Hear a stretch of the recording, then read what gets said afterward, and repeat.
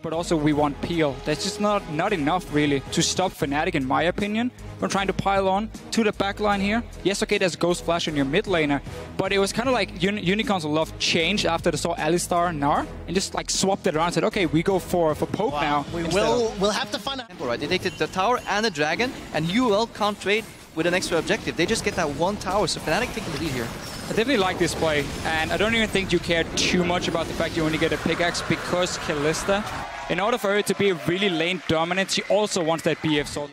As far as the opposite numbers are correct, so let's just see who can get the advantage from all these shenanigans. Yeah, Unicorn staying and trying to defend. He has to dive. Oh, they've got on Hylissang. That's the bounce on the hop. First blood goes to Reckless. He's back for Fnatic and he's already on the board. Takes 2 turret shots before he's forced to peel away. Rain over Huni and Yellowstar. They want Kickers. They get Kickers. Vizichachi's the next target before Rainover's forced to flash to safety. The volley, and that's 2 kills for Reckless. Fnatic Have the TP ready. Fnatic is moving. The arrow is very strong here early on, but this is a Nunu Kalista. This dragon was like 2k HP. Might see some action, but it's second dragon for both teams. It's not entirely sure. They're moving to the jungle though. Oh, Yellowstar, he does have that unbreakable. He decides to engage. That's a flash pulverize. He headbutts Power of Evil into Featherfit's hands, and Rainover knocks him right back in. There's no way for Power of Evil to get away. Like I was wrong, Trevor. And that's another kill. We both were, Crepper, because I wasn't expecting that. The Yo-Yo gets pulled back, and Vardags throws him right back forward. Hylissang trying. LCS anymore, you know. Week 1, they're just starting to get into it. They had a little break.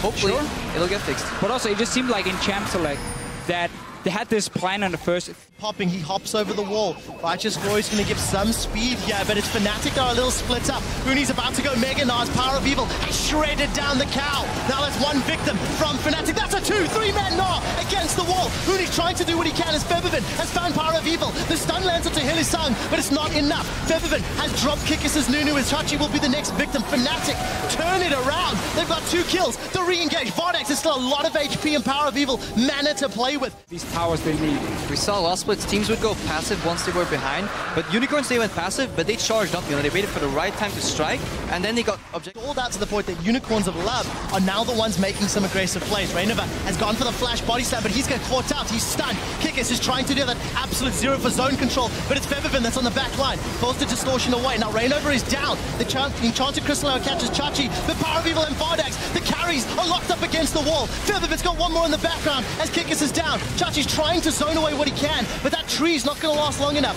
Vardags trying to lifesteal off the Scuttle Crab as he tries to dance and hop himself away. Kog'Maw all the way to the bot lane, and once he got there, he realized that he actually had it in mid. I think this is a mistake by UOL.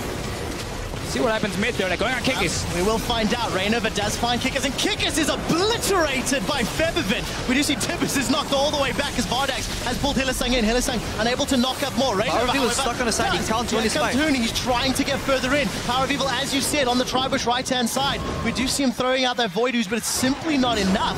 And Fnatic in time, and Fnatic, nice control. He's still poking away, and they're stuck near the Baron here from Fnatic's side. A lot of damage from Unicorns. Well, let's see what they can do. Unicorns unable.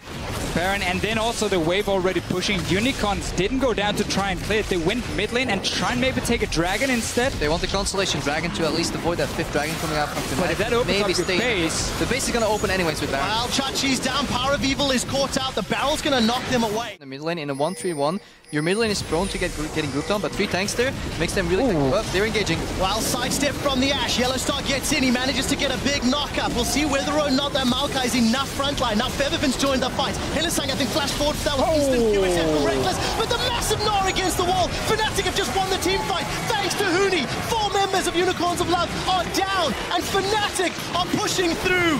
Huni, once again, delivers for Fnatic. And this is actually all the QSS. I want to listen to the comms right here, because I think UOL said, Hylissang said, guys, I got Reckless, flash Tibbers, I got him. He immediately cleansed out, and this dragged the entire Unicorns lineup forward, and they basically walked into Huni, smacked him into a wall. 20-second death time as Fnatic are going to set their sights on the Nexus. The only team that's been able to defend it a few times was Unicorns of Love, but it's not going to be enough this time round. Unicorns are down. Power of Evil's poking from the side. The Nexus is hammered away, and the Spring Split champions open up summer with a massive victory over the Unicorns of Love.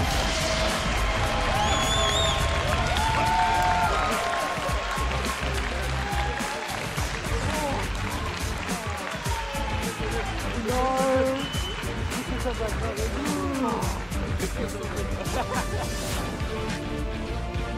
great performance from Fnatic, from the control and the timing on their engages. It's hard to fault Fnatic's decision making. They're playing as the Maokai and then Annie, so Flash Root, Flash Tibbers, and they only gave away 4 kills. And that is really important. 15-4 for Fnatic here, and really good, you know, pacing, really good tempo, Yes. really good objective timing.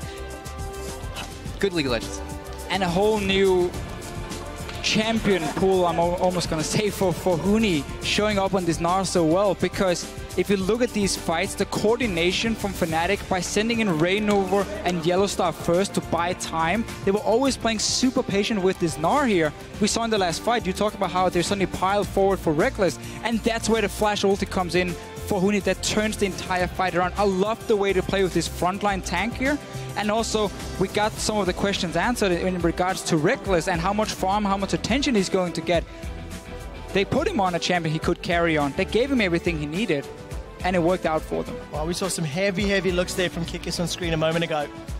One of the guys who really shook things up in the spring split.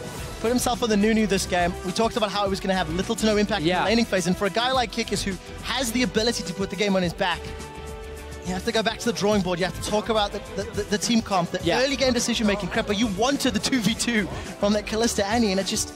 Even if you don't get the 2v2, put the pressure so people have to react and match that strong Kalista at level 6, you know, or earlier levels even, you know, match somebody with it so you have even numbers and you can exploit that some champions are weaker in the early game. Fnatic really masked that weakness very well by putting more people around the top